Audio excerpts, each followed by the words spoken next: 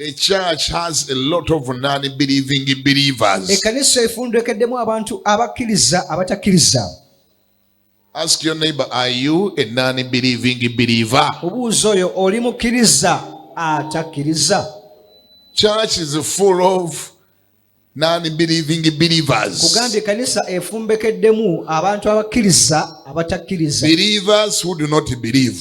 Bakkiriza ng'ate tebakkiriza. Believers who have got no faith. Bakkiriza tebalina kukkiriza. And that way they can't even please God. Ate nga mu ngeri eyo tebasobola kusibibwa Mukama. Because the Bible is very clear on that. Bayibuli ekirambulula. The Bible says without faith. Nti awatali kukkiriza. Without faith. Awatali kukkiriza. There is no single man.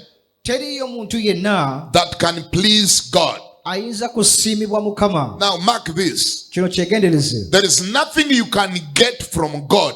Teriyo kolifuna mu mukono gwa Mukama. Until God is pleased. Kutuusa nga amaze kusanyuka. Until you please God. Ng'osoose musanyusa. You cannot get anything. Tolina kuyinza muggyako. From God. Kuyinza muggyako.